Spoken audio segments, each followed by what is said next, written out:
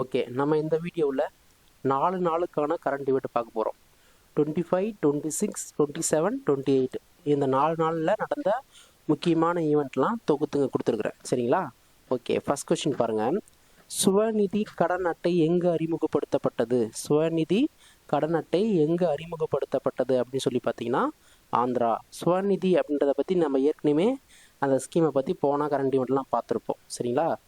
தெரு வியாபாரிகளுக்கும் நகரத்தில் இருக்கிற சிறு சிறு வியாபாரிகளுக்கும் ஒரு திட்டம் தான் இந்த சுவநிதி திட்டம் அப்படின்ற திட்டத்தை கொண்டு வந்தாங்க சென்ட்ரல் கவர்மெண்ட்டு.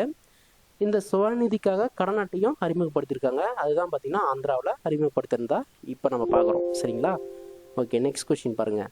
ஐக்கிய மாகாணம் உத்தரப்பிரதேசம் என மறுபெயரிடப்பட்டது எப்போது?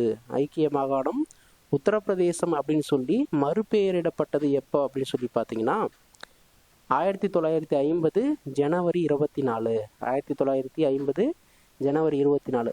உத்தரப்பிரதேசம் இப்போ சொல்கிறேன் இல்லையா, அதோடைய பழைய பேர் பார்த்தீங்கன்னா ஐக்கிய மாகாணம். இந்த ஐக்கிய மாகாணத்தை தான் 1950 ஜனவரி 24 உத்தரப்பிரதேசம்னு சொல்லி மறுபெயரிட்டாங்க. சரிங்களா? ஓகே, நெக்ஸ்ட் பாருங்கள்.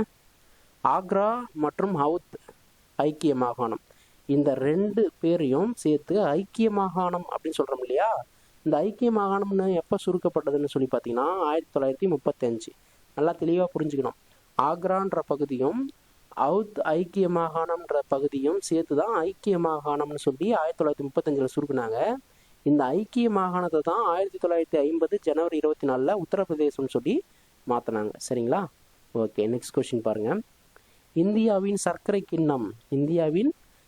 கிண்ணம் என்று அழைக்கப்படுவது எப்படின்னு சொல்லி பார்த்தீங்கன்னா உத்தரப்பிரதேசம். சரிங்களா? இந்தியாவின் சர்க்கரை கிண்ணம் உத்தரப்பிரதேசம்.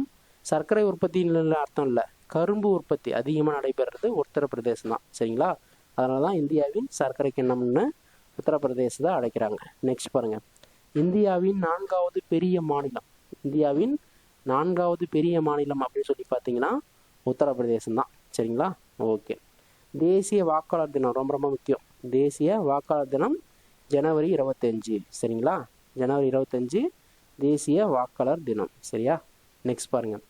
இந்திய தேர்தல் ஆணையம் எந்த ஆண்டு நிறுவப்பட்டது? எந்த ஆர்டிகல் பிரகாரம் நிறுவப்பட்டதுன்னு சொல்லி பார்த்தீங்கன்னா 1950 ஜனவரி 25 இந்திய தேர்தல் ஆணையத்தை நிறுவனாங்க.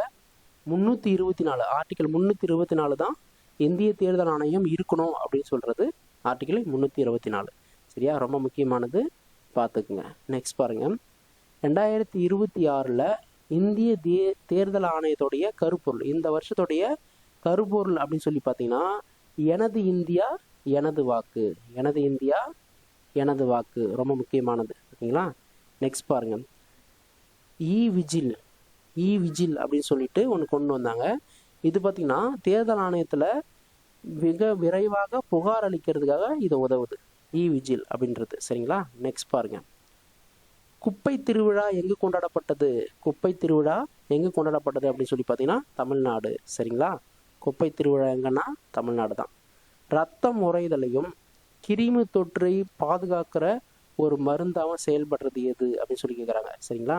ரத்தம் உறைதலுக்கும் கிருமி தொற்றிலிருந்து பாதுகாக்கிற மருந்து எதுன்னு சொல்லி பார்த்தீங்கன்னா ஃபெராக்ரைலம். சரிங்களா? ஃபெராக்ரைலம் அப்படின்ற ஒரு மருந்து தான். சரிங்களா?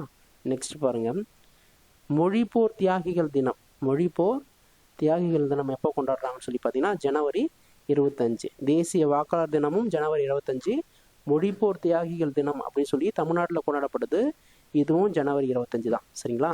அதுக்கடுத்து ரொம்ப முக்கியமான ஒரு ஈவெண்ட்டு, பிரதமர் செயலகமாக இருந்ததை யார் ஆட்சியில் 1977 பிரதமர் அலுவலகமாக மாற்றப்பட்டது அப்படின்னு சொல்லி பார்த்தீங்கன்னா மொராஜி தேசாய். சரிங்களா? பிரதமர் செயலகமாக இருந்துச்சு, 1977 பிரதமர் அலுவலகமாக மாற்றப்பட்டது. அப்போ யார் பிரதமராக இருந்தது அப்படின்னு சொல்லி பார்த்தீங்கன்னா மொராஜி தேசாய். சரிங்களா?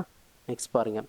ஓகே, இப்போ நம்ம 27, 28 இந்த 2 நாளில் நடந்த ரொம்ப முக்கியமான ஈவெண்ட்டை பார்க்குறோம். அதனால தான் நான் 4 நாள் ஈவெண்ட்டுன்னு சொன்னேன். சரிங்களா? சரி, ஓகே. ஃபர்ஸ்ட் கொஸ்டின் இதில் பாருங்கள். குடியரசு தினத்தில் மாநிலங்களில் யார் தேசிய கொடியை ஏற்றுவார்? குடியரசு தினத்தில் மாநிலங்களில் யார் தேசிய கொடியை ஏற்றுது அப்படின்னு சொல்லி பார்த்தீங்கன்னா மாநில ஆளுநர் தான். சரிங்களா? மாநில ஆளுநர் தான் பார்த்தீங்கன்னா குடியரசு தினத்தில் தேசிய கொடியை ஏற்றுவாங்க. ஸோ சுதந்திர தினத்தில் யார் ஏற்றுவாங்கன்றத கீழே கமெண்ட் செக்ஷனில் சொல்லுங்கள் பார்க்கலாம். சரிங்களா? Okay, next. தேசிய கல்விக் கொள்கை படி 2020 படி உயர்கல்வியில் 50% சேர்க்கையை வந்து இலக்கு வச்சுருந்தாங்க ஒரு ஆண்டு. அது எந்த ஆண்டுன்னு சொல்லி பார்த்தீங்கன்னா 2035. சரிங்களா? 2035 தான் உயர்கல்வியில் 50% எட்டணும்னு சொல்லி ஒரு இலக்கை வந்து வச்சுருந்தாங்க. ஓகே. 77வது குடியரசு தினம் கொண்டாடினாங்க இல்லையா? குடியரசு தினத்தை ஒட்டி அந்த தினத்தோடைய கருப்பொருள் அப்படின்னு சொல்லி பார்த்தீங்கன்னா வந்தே மாதரத்தின் 150 ஆண்டுகள். வந்தே மாதரத்தினுடைய 150 ஆண்டுகள் அப்படின்ற கருப்பொருளை வச்சு தான் இந்த தினத்தை கொண்டாடினாங்க. சரியா? நெக்ஸ்ட் பாருங்க. ஆசிய உற்பத்தி குறியீடில் 2020 பார்த்தீங்கன்னா இந்தியாவின் இடம் பார்த்தீங்கன்னா 6. சரிங்களா? 6வது பிளேஸில் இருக்குது. ஆசியாவில் தான் பார்க்குறோம், உலகத்தில் பார்க்கல. சரிங்களா? ஓகே. தனிநபர் வருமானம். ஒரு நபருடைய வருமானம் அப்படின்னு பார்த்தீங்கன்னா இண்டிவிஜுவலாக அவருடைய வருமானம்னு சொல்லி பார்த்தீங்கன்னா 3000. சரிங்களா? தனிநபர் வருமானம் 2026 எவ்வளோன்னு சொல்லி பார்த்தீங்கன்னா 3000. நெக்ஸ்ட் பாருங்கள். மார்பக புற்றுநோய் பரிசோதனைக்காக வீல்னஸ் ஆன் வீல்ஸ், ஓகேவா? வெல்னஸ் ஆன் வீல்ஸ் அப்படின்ற வாகனத்தை எந்த மாநிலம் அறிமுகம் செய்துள்ளது அப்படின்னு சொல்லி பார்த்தீங்கன்னா தமிழ்நாடு தான். வெல்னஸ் ஆன் வீல்ஸ் அப்படின்ற வாகனத்தை மார்பு புற்றுநோய் பரிசோதனைக்காக மாநிலம் முழுவதும் அறிமுகப்படுத்துனது எதுன்னு சொல்லி பார்த்தீங்கன்னா தமிழ்நாடு. 38 மாவட்டங்களுக்கும் அதை இன்ட்ரடியூஸ் பண்ணியிருக்காங்க. சரிங்களா? ஓகே, ரொம்ப முக்கியமானது, பெண்களுக்கானது. சரிங்களா? ஓகே. குடிசை இல்லாத தமிழ்நாடு அப்படின்ற குறிக்கோள் எந்த ஆண்டு வரைக்கும்னு பார்த்தீங்கன்னா 2030. குடிசையே இருக்கக்கூடாது, எல்லாம் காங்கிரீட் வீடுகளாக இருக்கணும்னு சொல்லிட்டு தமிழ்நாடு அரசு குறிக்கோள் வச்சுருக்குது. அது எந்த ஆண்டுன்னு சொல்லி பார்த்தீங்கன்னா 2030. சரிங்களா? ஓகே. நெக்ஸ்ட் கொஸ்டின் பாருங்கள். முதல்வரின் கிராம சாலை மேம்பாடு திட்டம் எதுக்கு கொண்டு வரப்பட்டதுன்னு சொல்லி பார்த்தீங்கன்னா 10,000 கிலோமீட்டர் கிராம சாலையை மேம்படுத்துறது தான் இதனோட திட்டத்துடைய முக்கியமான நோக்கம். சரியா? ஓகே. உங்களுடன் ஸ்டாலின் அப்படின்ற திட்டத்தை எப்போ கொண்டு வந்தாங்கன்னு சொல்லி பார்த்தீங்கன்னா ஜூலை 15, 2025. ஜூலை 15, 2025 கொண்டு வரப்பட்டது. சிதம்பரத்தில் அறிமுகப்படுத்தினாங்க. கிட்டத்தட்ட 40 சேவைகளை வந்து இந்த திட்டத்தில் அறிமுகப்படுத்தியிருக்காங்க. உங்களுடன் ஸ்டாலின், ஜூலை 15, 2025. சரியா? ஓகே. சர்வதேச கல்வி தினம் பார்த்தீங்கன்னா ஜனவரி 24 கொண்டாடுறாங்க. 2018 ஐநா வந்து அறிமுகப்படுத்துச்சு. 2019 கொண்டாடிட்டு வராங்க. சரிங்களா? ஓகே. 11வது லாஸ்ட் கொஸ்டின் பாருங்க. சர்வதேச சுங்க தினம், சர்வதேச தூய்மை எரிசக்தி தினம். சர்வதேச சுங்க தினம், சர்வதேச தூய்மை எரிசக்தி தினம் ரெண்டுமே பார்த்தீங்கன்னா ஜனவரி 26 தான் கொண்டாடுறாங்க. சரிங்களா? முக்கியமானது தெரிஞ்சு வச்சுங்க. முக்கியமான ஈவெண்ட்டு தான். ஓகே, நெக்ஸ்ட் கிளாஸில் பார்க்கலாம்.